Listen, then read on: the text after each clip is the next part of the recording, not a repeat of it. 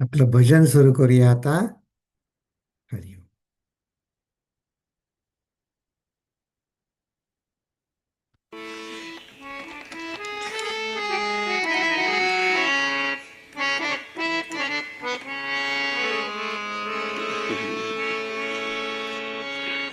धर्मतरु के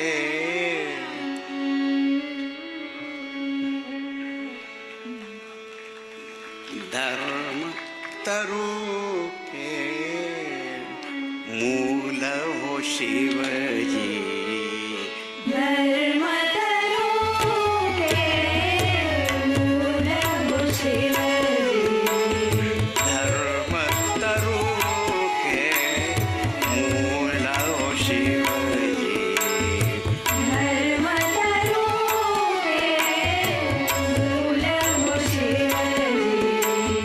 सिंधु विवेक के पूर्ण निशाकर. सिंधु विवेक के पूर्ण निशाकर. सिंधु विवेक के पूर्ण निशाकर. सिंधु विवेक के पूर्ण निशाकर. भक्ति कमल के दिव्य दिवाकर. भक्ति कमल के दिव्य दिवाकर. भक्ति कमल के दिव्य दिवाकर. भक्ति कमल के दिव्य दिवाकर. दीन जनों के प्रिय करुणाकर. दीन जनों के प्रिय करुणाकर. दीन जनों के प्रिय करुणाकर. दीन जनों के प्रिय करुणाकर. धर्मतरु के मूल हो शिवजी. धर्मतरु के मूल हो शिवजी. सिंधु विवेक के पूर्ण निशाकर. सिंधु विवेक के पूर्ण निशाकर. भक्ति कमल के दिव्य दिवाकर. भक्ति कमल के दिव्य दिवाकर. दीन जनों के प्रिय करुणाकर. दीन जनों के प्रिय करुणाकर. प्रिय करुणाकर. प्रिय करुणाकर. शिव करुणाकर. शिव करुणाकर. प्रिय करुणाकर. प्रिय करुणाकर.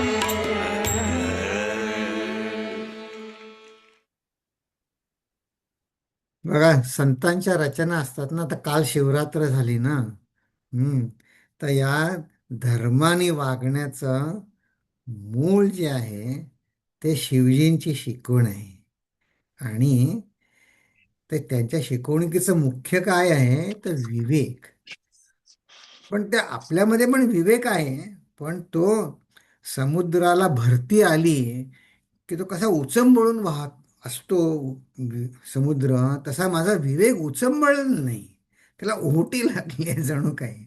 म्हणून ते म्हणले पूर्ण निशाकर. निशाकर म्हणजे चंद्र. मग पौर्णिमेच्या चंद्र जसा समुद्राला उत्साह आणतो तसा माझ्या विवेकाला शिवजी माझा विवेक उचंबळून भावले. माझ्या भक्ती पण आहे.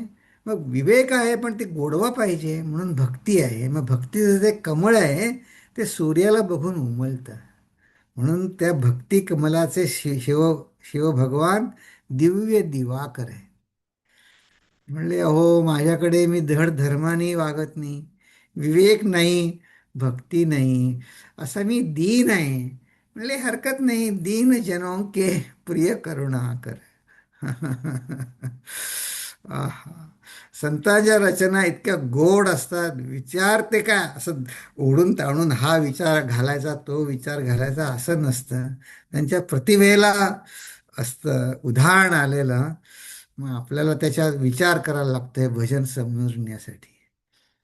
सिंधू विवेक के पूर्ण निशाकर, भक्ती कमलाचे तुम्ही सूर्य आहात आणि दीनजनांचे प्रियकर आहात. तर हा विवेक माझ्या मनामध्ये कसा उचंबळेल, भक्ती कशी येईल, हे आपल्याला श्रवण आणि संत संगतीनं समजतं. तो आजचा समास आहे. पण आता आधी आपली प्रार्थना म्हणू आणि मग आपण सुरू करू.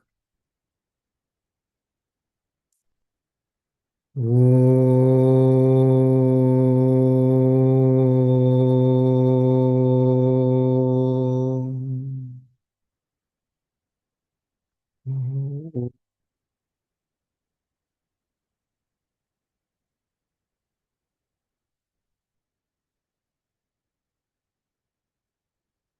ओम.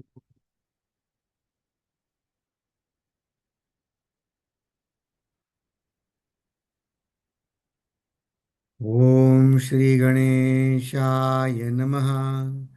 ओम श्री सरस्वत्यै नमः. ओम श्री गुरुभ्यो नमः.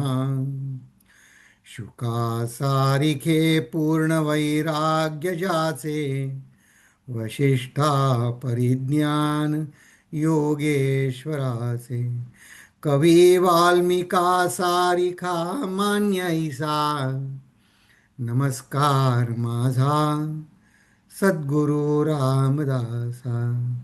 नमस्कार माझा सद्गुरु रामदासा. जय जय रघुवीर समर्थ. नमस्कार तुम्हा सगळ्यांना. आपला गेल्या वेळे हा शिवशक्तीचा निरूपणाचा समास झाला. त्याच्यामध्ये हे 3-4 विषय आपण बघितलेच. विशेषतः ब्रह्म आणि त्याची शक्ती, ह्याचा शिव आणि शक्ती, ती आपल्या जीवनामध्ये स्त्री आणि पुरुष रूपामध्ये आपल्याला बघायला मिळतात. म्हणजेच आपल्या जगामध्ये आपण व्यवहारामध्ये वागत असताना स्त्री पुरुष तर दिसतात, पण ह्या नात्यांना, या संबंधांना दिव्यता कशी आणायची, हे शिवशक्ती रूपकांनी समर्थाने समजून सांगितलं. आणि मग त्यापासून साधकाला काय शिकायचं, या ओव्या आपण आज आता बघूया. पण अगदी थोडक्यामध्ये या शिवशक्तीचं ब्रह्माचं अगुणी वर्णन केलं. ते कसं केलं? कारण आपण जिथे आहोत तिथून निरूपण करायला पाहिजे म्हणून सांगितलं. आकार नाही त्याला, म्हणून ते निराकार आहे. त्याला अंत नाही. ते कधी तुटत नाही, फुटत नाही, नेहमी आकाश अवकाशासारखं आहे. मग त्या शक्तीची विविध रूपे करताना सांगितलं की तुला जे जे गुण आपल्याला सृष्टीमध्ये दिसतात, ते म्हणले हे भगवंताकडून आलेले आहेत, त्या शिवशक्तीकडून आलेले आहेत. त्याला त्यांनी षड्गुणेश्वर अशी आपण सुंदर विष्णू पुराणातली व्याख्या बघितली की याच्यामध्ये ऐश्वर्य, संपूर्ण ऐश्वर्य समग्र आहे, वीर्य आहे, यश आहे, श्री, सगळं ज्ञान वैराग्य दोन्ही आहे. आणि ह्या अशा लक्षणांनी सुशोभित असलेला षण्णाम भग इति इंगणा, अशा यांनी त्या या 6 गुणांनी संपन्न, किंबहुना हे 6 गुण जिथून येतात त्यांना भगवान असं म्हणतात. ज्ञान पण आहे, वैराग्य पण आहे, दोन्ही आहे. तर हे सगळे गुण जिथून उत्पन्न होतात त्याला अर्धनारी नटेश्वर, ज्ञान आहे, शक्ती आहे, म्हणून ह्याला भगवान म्हटलं. मग या पिंडावरून ब्रह्मांड बघायचं, ते म्हणले तर आपली नजर जर भगवंताकडे असेल तर त्याचा निवाडा कळो येतो. मग त्याला उदाहरण सांगितलं की जसं बीज फोडून पाहिलं तर आतमध्ये फळ दिसत नाही, पण फळ फोडून पाहिलं तर बीज दिसतं. मग बीज पुढे वाढत वाढत त्याला अनेक फळं येतात. हे तर आपण आपल्या जीवनात बघत असतो. तसाच हा पिंड ब्रह्मांडांचा विचार करावा. म्हणजे काय, जे जे सृष्टीला स्थूल समोर दिसत आता घडणार आहे, त्याचं बीज सूक्ष्मामध्ये आधी असतं. मग ह्याबद्दल आपण छांदोग्य उपनिषदातला एक छोटी प्रसंग बघितला. मग त्याला ते त्याचे वडील सांगतात की श्वेतकेतूला, की अरे हे सगळं आनंद जिथून येतो, ज्ञान जिथून येतं तिथे जा, म्हणजे तुला कायमस्वरूपाचं ज्ञान मिळेल. हे तू कमावलेलं, गुरुगृही कमावलेलं ज्ञान हे चढाओढीसाठी नाही आहे. ते शांतता, सुख मिळण्यासाठी आहे. त्यालाच ते आत्मज्ञान म्हणतात. समर्थ हा प्रश्न उपस्थित करणार आहेत की आत्मज्ञानाची महती का, ते का आपल्याला पाहिजे ते. तर असो, गेल्या वेळी आपण ह्याच्या बघताना की नाना पुरुषांचे जीव असतात, नाना स्त्रियांचे जीव असतात, पण त्या देह स्वभावात आल्यानंतर त्यांची विशेषता, स्वभावाची विशेषता वेगवेगळ्या रूपात प्रगटते. मग जशी आई लहान मुलाला जितक्या प्रेमाने, तन्मयतेने वाढवते, त्याचा ती त्रास तर नाहीच, उलट आणखीन आणखीन प्रेमाने करते, ते म्हणले तेवढं पुरुष करू शकत नाही. आणि ही भगवंतानीच दिलेली माया, भगवंताच्या कृपेनं आलेली माया मातेपाशी आहे, म्हणून ती माताच करू जाणे. याचं एक सुंदर उदाहरण आपण भागवतातलं, श्रीकृष्णांनी यशोदेला कसं आपल्या मायेने तिला मातेची माया दिली आणि त्याच्यात ठेवलं की जेणेकरून माझ्या बाललीला ती एन्जॉय करू शकेल. हां, ते आपण प्रसंग आपण भागवतातला आपण गेल्या वेळी बघितला.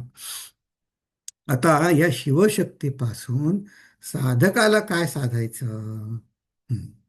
याच्याकडे आता थोडक्यात समर्थ याचं निगमन करतात. या सगळ्या शिवशक्ती स्वरूपात स्त्री पुरुष भेद जगामध्ये निर्माण केले, त्याकडे मी कसं बघायचं? तर हे म्हणजे म्हणलेच ईश्वराचं एक सूत्र आहे. ईश्वरे मोठे सूत्र केले, मनुष्य मात्र गुंतोन राहिले. तर आपण भांडू, एकमेकात गुंतून राहणार नाही, संसार होणार नाही.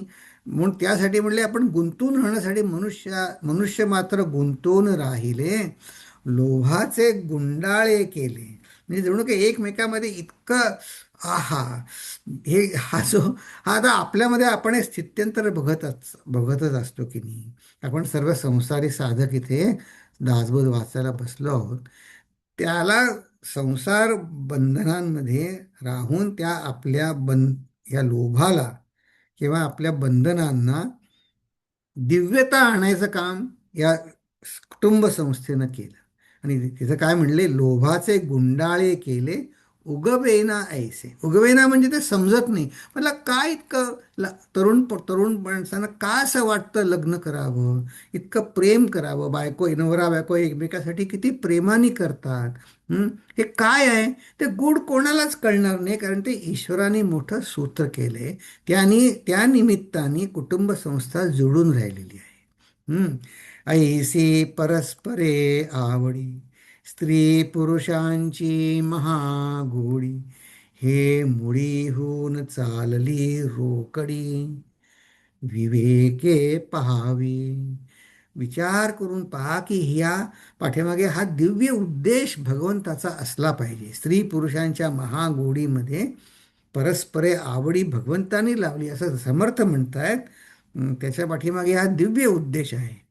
मग हे कुठून आलं? ही महागोडी निर्माण झाली स्त्रीला पुरुषाविषयी, पुरुषाला स्त्रीविषयी कुठून निर्माण झाली? म्हणजे मुळी सूक्ष्म निर्माण झाले, पुढे स्पष्ट दिसून आले. उत्पत्तीचे कार्य चाले, उभयतान करता. बघा इथे एकमेकाला स्त्री, आता त्यांनी कसं सांगितलं, प्रत्येकाच्या स्वभाव वैशिष्ट्याप्रमाणे हे जग चाललेलं आहे. काही स्त्री काही एका स्वभावामध्ये, एका त्यांच्या स्किलमध्ये श्रेष्ठ आहेत, पुरुष दुसऱ्या स्किलमध्ये श्रेष्ठ आहेत. त्यांची एकमेकाची बरोबरी चढाओढ नाही आहे. गुरुजी फार सुंदर सांगतात. ते म्हणे हे स्त्री मुक्ती किंवा असा काही भाग आला की ते विनोदाने सांगतात म्हणे तुम्हाला माहिती आहे का म्हणे आज ज्या सगळ्या म्हणे पुरुष आहेत ना ते गेल्या जन्मी स्त्री होते. कारण म्हणे सारखं पुरुषांबद्दल विचार विचार या ना त्या कारणाने सारखे विचार करून करून ते पुरुष झाले. हो म्हणे नियम आहे. तुम्ही ज्याचा अगदी खूप खोलात जाऊन विचार करता ते तुम्ही पुढच्या जन्मी होता. आणि आणि जे आत्ता स्त्री आहेत ते गेल्या जन्मी पुरुष होते सारखा स्त्रियांबद्दल विचार करून. तात्पर्य असं की एकमेकाकडे हे ईश्वराने दिलेली देणगी आहे. हे ईश्वराने दिलेलं सूत्र आहे. त्याचा दोघांनी कुटुंबांनी परमार्थासाठी कसा उपयोग करून घेता येईल हे बघायचं. त्याच्यामध्ये आपलं सगळ्यांचं हित आहे. हम्म.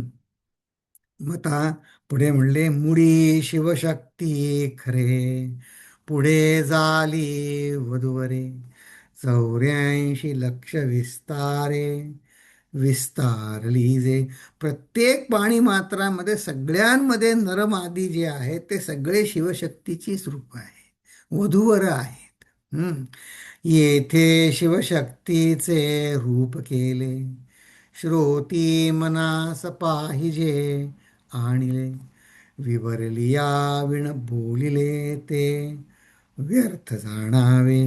विवरण म्हणजे परमार्थ माझा ह्या गोष्टीचा मला परमार्थासाठी काय उपयोग करून घेता येईल. विवरण ॲनालिसिस ते केल्याशिवाय उगीचच काहीतरी बोलायचं पुरुष असे स्त्री तसेच ते म्हणले हे व्यर्थ आहे.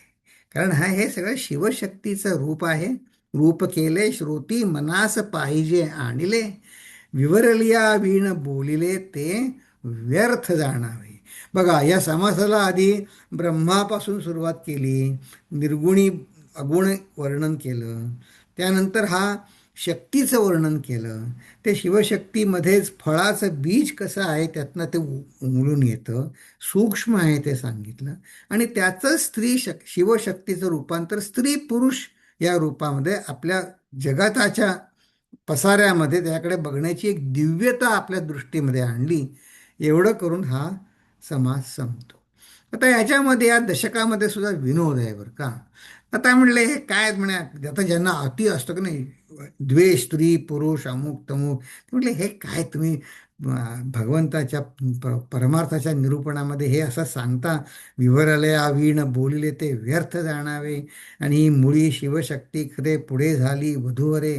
तर कोणाला काही आवडलं नसेल तर आता बघा पुढच्या समासाची सुरुवातच कशी आहे. समर्थ म्हणले थांबा थांबा ऐका ऐका आधीच ग्रंथ सोडू नका. सांगितले ते ऐका सावधपणे. हो जाऊ नका जाऊ नका मी काय तुम्हाला सांगतो नीट ऐका जरा. थांबा थांबा तुमच्याच आमच्यासारखे श्रोते असणार होते मग आता कुठून नवीन आणायचे श्रोते. ते म्हणले काय चराट लावले काय नाही नाही म्हणले थांबा थांबा ऐका ऐका आधीच ग्रंथ सोडू नका सांगितले ते ऐका सावधपणे. चला आता आपण पण सावधपणे ऐकू. आपण जरा या समासाची फोड बघूया. हे दोन समास तर झाले. आता तिसरा समास श्रवण निरूपणाचा आहे. ह्याच्यामध्ये श्रवण का करायचं कसं करायचं हे आपल्या संपूर्ण वेदांत साधनेमध्ये मोक्षाच्या साधनेसाठी हा श्रवणाचा भाग कसा आहे या स्टेप्समधले ते आत्मसाक्षात्कारापर्यंत विचार कसा करायचा हे श्रवण निरूपण आहे. आता तुम्ही म्हणाला 17व्या दशकामध्ये एवढं उशिरा कसं सांगितलं. नाही आधी पण सांगितलेलं आहे पण असं असतं कदाचित आधी खूप सांगितलं आहे त्याचे एखाद दोन संदर्भ बघणार होतो आपण आज. पण मग ते पुन्हा सांगायला लागतं. मग पुन्हा सांगितलं की वाटतं हां हां हे हे मला नवीन कळलं. तर आता ही या समासाची फोडसुद्धा आता आपण बघितलं आधी. पण श्रवण म्हणजे काय आणि ते कसं करावं हे पहिल्या 1 ते 9 ओव्यांमध्ये त्यांनी सांगितलं. की का कशासाठी कसं आणि त्या वाटचाल कशी आहे श्रवणाची ते पहिल्या 9 ओव्यांमध्ये सांगितलं. नंतर ते श्रवण आता सुरू झालं तर आत्म्याचे स्वरूप आणि अध्यात्म विद्या हे 10 ते 20 पुढच्या 11 ओव्या या या मुख्य विषयावर आहे. आणि त्यानंतर विचाराने अंतरात्मा आकलन होतो. ही आपल्या बुद्धीची पूर्वतयारी ही 21 ते 30 ओव्यांमध्ये सांगितली. आणि मग वर्तन आपल्या हातनं ज्याच्या त्याच्या आधी आपण समजून तर घेऊ. मग वर्तन आपापल्या शक्तीप्रमाणे आपल्या समज जसं आपल्याला आकलन झाले त्याप्रमाणे आपलं होईलच. पण ही विचाराने समजून घेतलं की पूर्वतयारी असा हा छोटा समास आहे. बघूया आज किती पूर्ण होत आहे तो. पण हा ह्या ओव्याना मनन करण्यासारखे आहे. म्हणजे त्याच्यावर विश्लेषण सोपे आहेत ओव्या. आता आपण सगळ्यांनी 17 दशकाचं 16 दशकाचं नियमित आपण आता बघा वाचन मनन करत आलो आहोत. एक एक ओवी वाचत आलो आहोत. तर हे आता या मननात्मक ओव्या आहेत. तुम्हाला बघा, तुम्हाला जमत असेल तर हल्ली आता फोनवर वगैरे रेकॉर्ड करायला जमतं की नाही. तर आपण असं करा, फोनवरती ना हा समास आपण रेकॉर्ड करा. फोनवरती. आणि मग तो ऐका ऐकायचा आपल्याच आवाजात ऐकायचा की इतकं फार त्याची एक वेगळी डायमेन्शन उघडते बघा. कारण सोपा आहे समज. बघूया आता आपण ऐकूया. हम्म, चला. श्रीराम थांबा थांबा ऐका ऐका, आधीच ग्रंथ सोडू नका. त्याच्यावर एका टीकाकाराने सांगितलंय, म्हणजे समर्थांच्या काळी ग्रंथ म्हणजे आज आपल्या जसे बाइंड असतात पुस्तक तसं नसायची. ते पोथीमध्ये कापडामध्ये गुंडाळून बांधून ठेवलेले असायचे. हां. तर म्हणजे ग्रंथ सोडू नका म्हणजे ग्रंथ उघडू नका, म्हणजे तो वाचनाला आरंभ करू नका असा सुद्धा याचा अर्थ आहे. की तुम्ही पूर्व तयारीने की हां आता मला हा ग्रंथ ऐकायचा आहे, मग माझी तयारी आहे का, मी त्याला किती वेळ खर्च करेन, मी त्याला एलिजिबल आहे का, असा सगळे विचार करून मग ती पोथी उघडा, असा सुद्धा एक अर्थ होतो. थांबा थांबा ऐका ऐका, आधीच ग्रंथ सोडू नका, सांगितले ते ऐका सावधपणे. श्रवणामध्ये सार श्रवण, ते हे अध्यात्म निरूपण, सुचित करोनी अंतःकरण, ग्रंथामध्ये विवरावे. तुम्ही अत्यंत शुद्ध अंतःकरणाने शांत चित्ताने ऐकायला बसा. तर इथे आता चिन्मय मिशनमध्ये विद्यार्थ्यांना शिकवतो. ते विद्यार्थी म्हणतात, हे म्हणत तुम्ही आम्हाला वेदांत तर बालविहारला येतो ते मांडी घालून बसा आणि प्रार्थना म्हणा, लक्ष देऊ नका, आमच्या हे असं कशाला, बाकीचं आम्ही म्हणे फिजिक्स केमिस्ट्री शिकतो, ते तर शिक्षक तर काही असं सांगत नाही आम्हाला. तुम्ही का सांगता? तर असं आहे. ते म्हटलं फिजिक्स केमिस्ट्रीचा विषय आपल्या शरीराच्या बाहेर आहे. आणि या अध्यात्म ग्रंथाचा विषय आपलं मन आहे. म्हणून ते मन स्थिर पाहिजे की नाही. हां, ते मन स्थिर पाहिजे. आपल्या मनामध्ये परिवर्तन करण्यासाठी आपण अध्यात्मविद्या शिकतो. म्हणून ते हे सगळे सांगणं जरूर आहे. सुशित करून अंतःकरण, ग्रंथामध्ये विवरावे. श्रवण मननाचा विचार, निजध्यासे साक्षात्कार, रोकडा मोक्षाचा उधार. रोकडा मोक्षाचा उधार बोलोच नाही. म्हणे होईल नंतर, नंतर होईल असं नाही नाही नाही नाही म्हणे. हा माझा मार्ग कसा आहे, आधी श्रवण करायचं. मग श्रवण करताना मनामध्ये काउंटर क्वेश्चन येऊ द्यायची नाही. मग ते काउंटर क्वेश्चन नंतर आपण जेव्हा मनन करू ना त्याच्यामध्ये रिझॉल्व करायचे. हां, कारण श्रवण करताना ते सांगतात ते सगळं फक्त पहिल्यांदा ऐकायचं. लक्षपूर्वक ऐकायचं. म्हणजे लक्षपूर्वक ऐकलंय त्याच्यावरच मनन करायचं. आणि मनन झाल्यावर सगळ्या शंका मिटल्या की त्या अर्थावर बुद्धी केंद्रित करायची. याला म्हणलं निजध्यास. त्यांनी काय होईल, कारण जे हे सगळं मनन, श्रवण मनन आणि निजिध्यास हे तिन्ही जे आहे ते आपल्याच विषयी आहे. स्वतःच विषयी आहे म्हणून ते माझ्या स्वतःमध्ये आहे, माझं मला पटलं की त्याला म्हणतात साक्षात्कार. ते मला कळेल, ते शोधायला कुठे वेगळं जायला नको मला. आणि हे माझं मलाच कळणार असल्या कारणाने इज अ जणू जणू काही कॅश ट्रान्झॅक्शन आहे. त्याला दुसऱ्यांनी मान्यता द्यायची, सर्टिफिकेट द्यायची गरज नाही. त्याला म्हणले रोकडा व्यवहार, हा साक्षात्कार रोकडा आहे समर्थांचा, कारण तो विवेकाने चालतो. तर याच्यामध्ये बघा आता 9व्या दशकामध्ये गुणरूप दर्शन याच्यामध्ये एक शंकेला उत्तर देताना समर्थ म्हणले होते, म्हणे आमचा फक्त भोळा भाव असेल तर नाही चालणार का? नाही चालणार म्हणे. कसं? भोळा भाव सिद्धी जाव. ते म्हणले हा उदारीचा उपाय झाला. की नाही नाही म्हणे, तसं नाही चालणार. भोळा भाव सिद्धी जाव, हा उधाराचा उपाव. उपाव म्हणजे उपाय. रोकडा मोक्षाचा अभिप्राव, विवेके जाणावा. विवेकावर समर्थांचा खूप भर आहे. त्यांनी काय होईल, आता एक छोटाच प्रश्न एका गृहिणीनं सांगितलं म्हणून त्या रामायणाच्या क्लासला येतात. त्यांचे मिस्टर म्हणले, हे काय म्हणे, रामायणाच्या क्लासला जाऊन ते सगळ्या झालेल्या गोष्टी आहेत, रामायण झालं 5,000 वर्षापूर्वी, ते ऐकून काय मिळणार? तर त्या म्हणल्या नाही म्हणे, त्या जरी सगळ्या घडलेल्या गोष्टी असल्या तर त्यांनी पुण्यपदरात पडतं. हं, ते काय असं, पण हिंदीमध्ये काय, हिंदी भाषिक जे लोक आहेत ते म्हणतात थोडे कान पवित्र हो जाते हैं, असं असं असं म्हणतात. तर म्हणजे मिस्टर म्हणले काय पुण्यपत्रात पडलं, दाखव मला. आता पुण्यात असं दाखवता येत नाही, पण हा भोळा भाव आहे.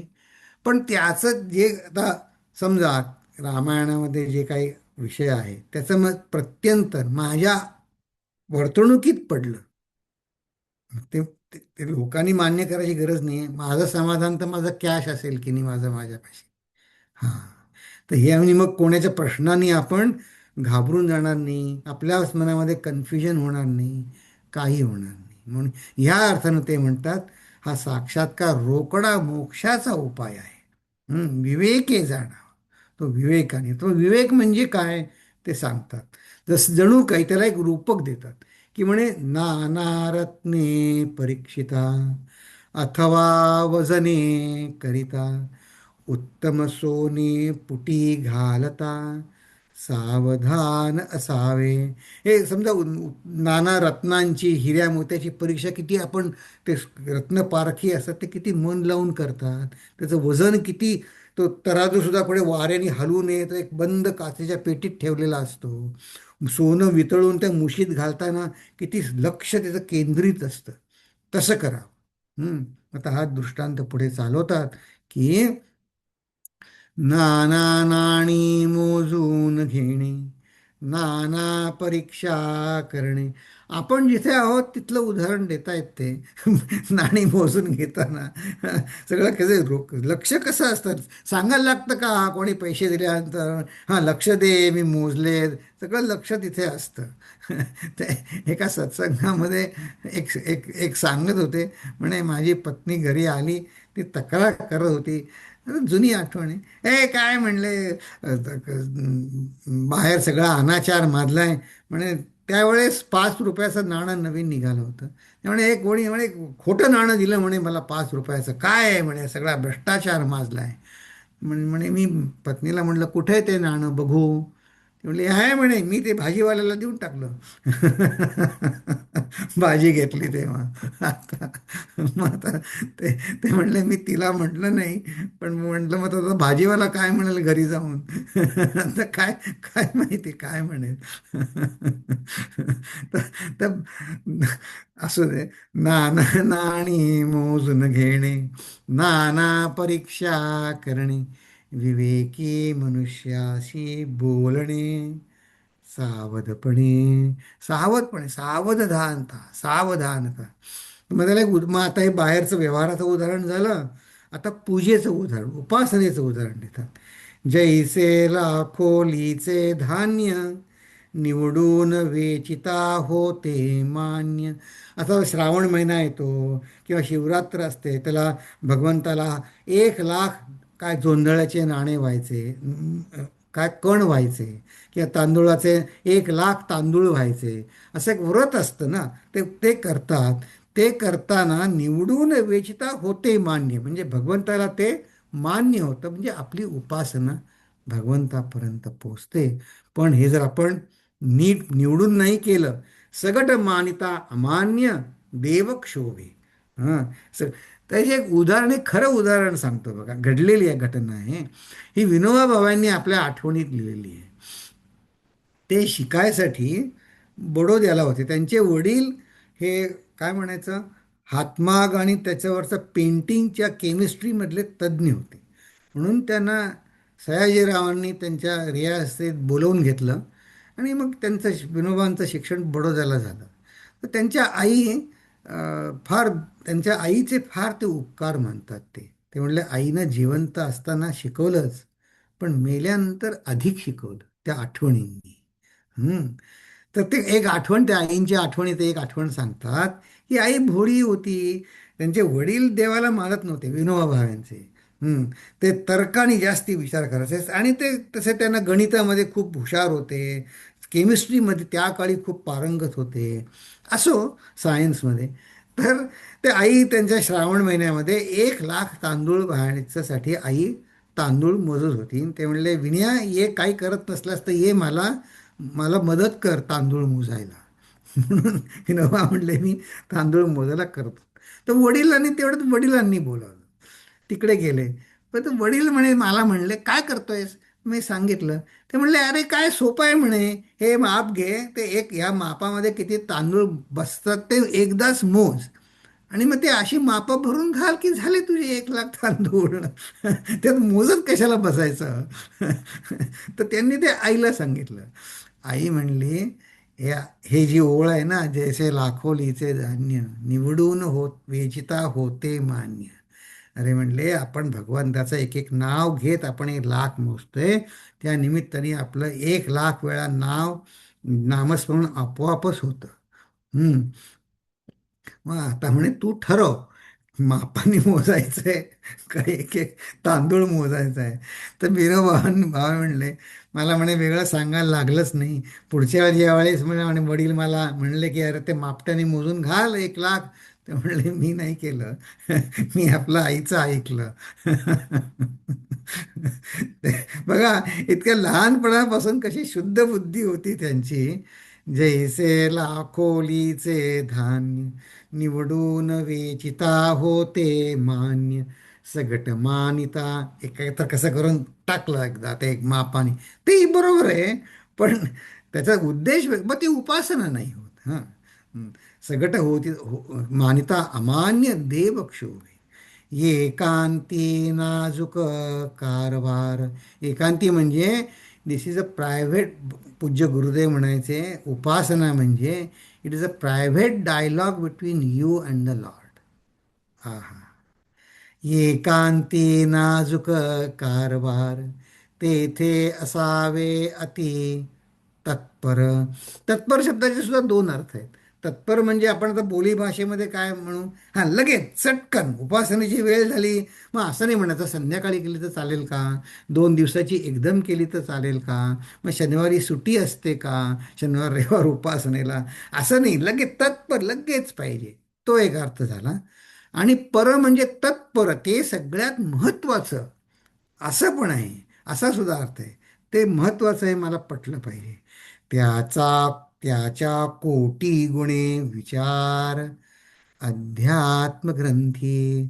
समर्थ सांगतात, अध्यात्म ग्रंथ वाचताना ह्याच्यापेक्षा अनेक कोटी महत्त्व, या सगळ्या डायमेन्शननी अनेक कोटी महत्त्वानी दिलं पाहिजे.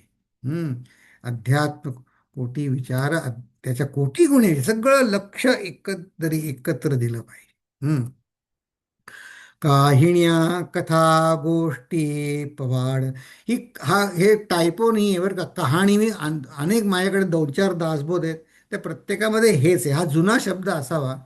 काहिण्या कहाण्या, कथा गोष्टी पवाड, नाना अवतार चरित्रे वाड. वाड म्हणजे गूढ, गहन, समजण्यास कठीण, असं म्हणजे वाड. हं. त्या समस्तामध्ये जाड अध्यात्मविद्या.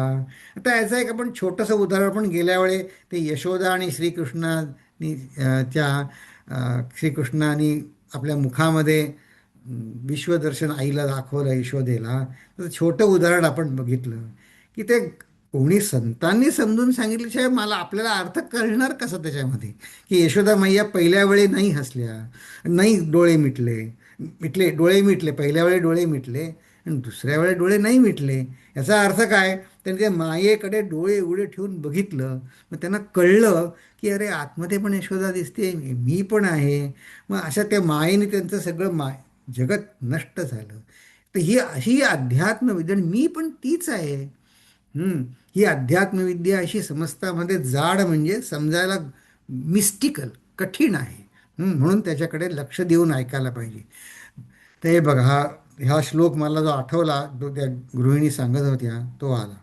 गतगोष्टी स ऐकले, तेने काये हतास आले, म्हणती पुण्य प्राप्त झाले, परिते दिसे ना की. असं विवेकाने ह्याच्या पुढे होतं. पुण्यावरती सुद्धा विचार होतो. हम्म. तैसे नवे अध्यात्म सार, हा प्रचितीचा विचार, कळता अनुमानाचा संहार होत जातो. अनुमान म्हणजे अंदाजपंचे नाही, सगळ्या शंकांचा संहार होतो. हम्म. मोठे मोठे येऊन गेले, आत्म्याकरिताच वर्तले, त्या आत्म्याचा महिमा बोले, ऐसा कवणू. हे जे गतगोष्टी बोलून गेले, तो इतिहास ऐकला, पण त्यांनी कशाच्या बळावर या सगळ्या गोष्टी केल्या? शिवाजी राजाचं चरित्र आहे, समर्थांचं चरित्र आहे, तुकारामांचं आहे. त्यांनी कोणाच्या बळावर केलं? ते आत्म्याकरिताच म्हणजे आत्म्याचा आधार घेऊन त्यांनी ते वर्तन केलं. आणि त्यांनी एवढं सांगून सुद्धा या आत्म्याची महिमा संपली नाही, ती अजून आहेच. प्रत्येकाला, आपण इथे बसल्यापैकी प्रत्येकाला ती वेगवेगळ्या स्वरूपात जाणवते. ती काय फक्त ग्रंथामध्ये आहे तेवढीच आपल्याला जाणवते असं आहे का? नाही, आपल्या तऱ्हेनं आपल्या संसारामध्ये, आपल्या अडीअडचणींमध्ये या आत्म्याचं बिंब आपल्याला शक्ती, अनुभूती वेगवेगळ्या स्वरूपात येतच आहे.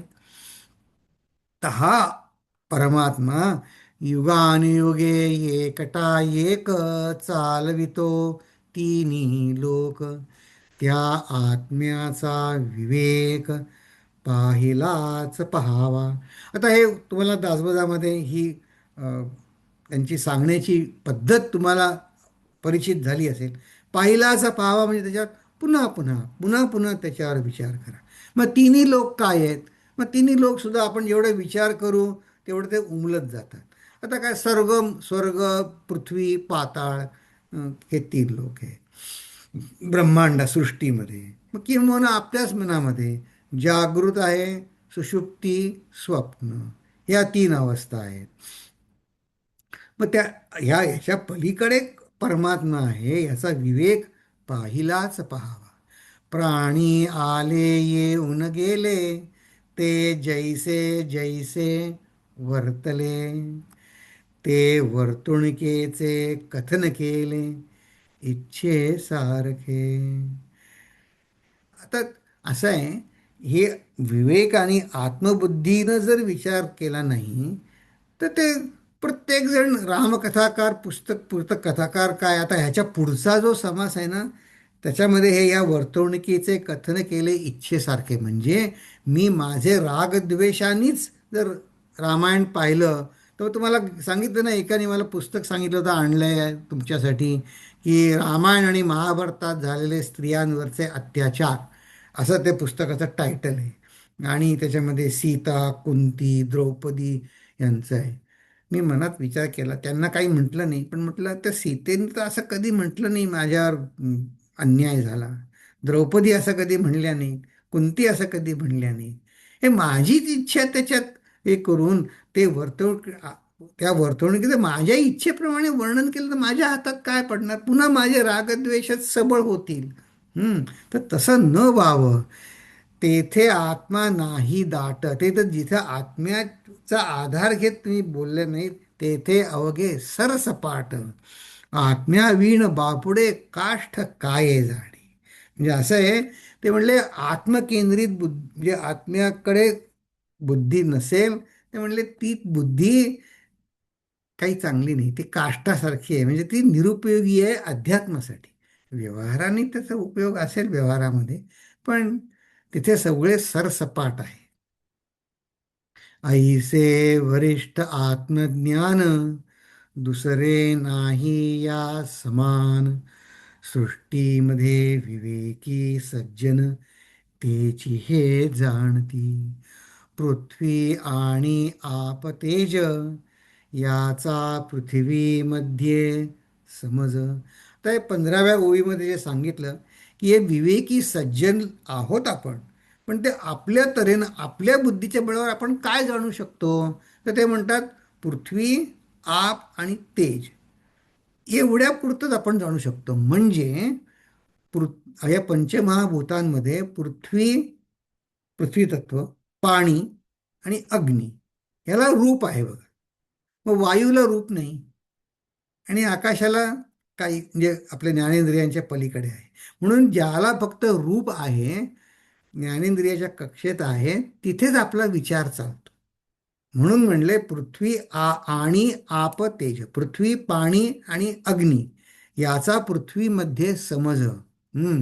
अंतरात्मा तत्वबीज ते वेगळेची राहिले. ते आत्मा याच्या पलीकडेच आहे. काय आहे? वायोपासोन पैलीकडे जो कोणी विवेके पवाडे. जवळीच आत्मा सापडे त्या पुरुषासी. म्हणजे जो या नामरूपाच्या पलीकडे जाऊन विचार करतो, त्याला आत्मा सापडायला त्याला म्हणतात थोडं राहिलं. म्हणजे या नामरूपाने त्याला आज समर्थ म्हणणार आहेत, या मायाच्या पसाऱ्यामध्ये गोंधळामध्ये न सापडता तो त्याच्या पलीकडे जाऊन विचार करतो. म्हणजे हु इज नॉट साइटेड. हां, त्याच्या पलीकडे जाऊन विचार करतो. तो म्हणतो जवळीचा आत्मा, आता त्या पुरुषाच्या अगदी जवळ आत्मा आहे. वायो आकाश गुणमाया प्रकृती पुरुष मूळ माया. सूक्ष्म रूपे प्रचित येया कठीण आहे. आता हा बघा, हा मार्ग सांगितला. हां, हे आधीच्या या 16व्या ओवीत काय सांगितलं? पृथ्वी, आप आणि तेज. हं, याच्यामध्ये आपला वावर आहे सामान्य जणांचा. त्या भगवंत त्याच्यामध्ये भगवंत आहे असा विवेक करणं हे आपलं काम आहे. पण मग सत्पुरुष जे असतात ते ज्याला रूप नाही अशा गोष्टींवर सुद्धा विचार करतात. मग तो तिथं काय आहे? पहिलं वायू, मग वायूनंतर आकाश. मग हे सगळं कुठून निर्माण झालं? तर गुणमाया. ही हे गुणसाम्य ज्याला म्हटलं आपण, ज्याला गेल्या अभ्यास वर्गामध्ये वर्णन दिलं होतं. या रंगाच्या वड्या असतात, त्याच्यामध्ये हे सगळ्या शक्ती आहेत, पण त्या अजून पूर्ण त्यांचा खेळ सुरू झालेला नाही. मग त्यालाच त्याच्याही अलीकडली स्टेज काय? तर प्रकृती पुरुष, ज्याला अर्धनारी नटेश्वर म्हणलं. त्याच्याही आधी काय? मूळ माया, जी नुसती आहे. तर हे सगळं सूक्ष्म रूपे प्रचित येण्यासाठी समर्थ म्हणतात हे कठीण आहे, हे सगळं यायला. बघा, ते सांगतात का कठीण आहे ते लगेच सांगितलं. माया देवीच्या धांदली सूक्ष्मी कोण मन घाली. समजला त्याची तुटली संदेह वृत्ती. ह्या मायादेवीचा जो गोंधळ चालू आहे त्यामध्ये सूक्ष्मामध्ये लक्ष घालायला कोणाला वेळ आहे? पण ज्याला ज्याला समजलं त्याच्या सगळ्या संदेह वृत्ती तुटल्या की हा सगळा मायेचा खेळ चालू आहे. मग तो मूळ माया चौथा देह. म्हणजे समजा आपण म्हणलं सूक्ष्म, जागृत, स्वप्न, सुषुप्ती. मग ह्याच्या पलीकडे जी अवस्था आहे की ह्या तीन अवस्था जिथून येतात, तो मूळ मायेचा देह चौथा. मग तो म्हणले झाला पाहिजे विदेह. देहातीत होऊन राहे धन्य तो साधू. ह्या मूळ मायेच्या पसाऱ्या धांदलीमध्ये सूक्ष्मात मन घालून तो मुक्त झाला. म्हणला या व्यवहारापुरता ह्या गुणांच्या व्यापाराला महत्त्व आहे, पण खरा आनंद ह्याच्या पलीकडे आहे. मग ते विचाराने जिथेपर्यंत आपल्याला जायचंय, ते म्हणले विचारे ऊर्ध्व चढती तयासीच ऊर्ध्वगती, येरा सकळा अधोगती पदार्थ ज्ञाने. पदार्थ ज्ञाने म्हणजे ते म्हणले माझ्या डोळ्यांना दिसतं का? तर मी ते त्याला म्हणले पदार्थ. पदार्थ म्हणजे जड वस्तू, ते त्याच्यातच आहे. त्याच्या पलीकडे मला काही दिसत नाही. मग म्हणले नाही, तुम्हाला समाधान नाही मिळणार. हे अध्यात्म ज्ञानाचं इतकं महत्त्व का हो? बाकीचे पदार्थ ज्ञानाचं पण महत्त्व आहे, पण म्हणले त्याला श्रेष्ठतेचं अंतिम महत्त्व नाही. का? तर त्यांनी सुख कसं होईल ते कळत नाही. समाधान तिथे नाही. समाधान होण्याची विद्या फक्त अध्यात्म विद्येमध्येच आहे. हं. बाकीचे जे आता मेडिकल सायन्स आहे, त्यांनी मेडिकलचं शरीराचं ज्ञान होईल. आणखीन काय फिजिक्स केमिस्ट्रीनी ते ज्ञान होईल. पण सुखी व्हायचं ज्ञान फक्त आत्मज्ञानच सांगू शकतं. पदार्थ चांगले दिसती, परिते सवेची नासती, अतो भ्रष्ट ततो भ्रष्ट होती लोक तेणे. म्हणजे मी माझ्या मनामध्ये समाधान कसं होईल इथे लक्ष दिलं नाही, म्हणून मी अध्यात्म विद्येला दुरावलो. पण पदार्थाकडे लक्ष दिलं, पण पदार्थ तर क्षणभंगूर आहे. ते तर त्यांचे काळ, त्यांचा संपर्क ते नष्ट झाले. पण तिथेही नष्ट झाले, आणि मनाने माझा आनंद तो अध्यात्मविद्या ती मिळाली नाही. मी दोन्हीकडून कुठेच मला समाधान मिळालं नाही. या कारणे पदार्थ ज्ञान नाना जिनिसीचा अनुमान, सर्व सांडून निरंजन धुंडीत जावे. निरंजन म्हणजे अर्थात भगवान शंकराचं नाव आहे, देवाचं नाव आहे, पण जिथे कुठलाही दोष नाही असा फक्त एक परमात्माच आहे. तो कोण आहे हे धुंडीत जावं. अष्टांग योग पिंड ज्ञान, त्याहून थोर तत्वज्ञान. मग आता ते उपाय सांगतायत की बघ, अष्टांग योग तुम्हाला प्रत्येक पुष्कळांना ऐकून माहिती असेल, पण तिथे सुद्धा काय आहे? शरीर चालवणारी जी प्राणशक्ती आहे त्याच्यावर लक्ष केंद्रित करायचं आहे. पण त्याने परममहत्व कशाला दिलं? या शरीराला आणि या प्राणशक्तीला दिलं. हम्म. मग त्याच्या पलीकडे जाऊन काय आहे? पिंड ज्ञान, म्हणजे ज्याला आपण मेडिकल सायन्स म्हणतो ते.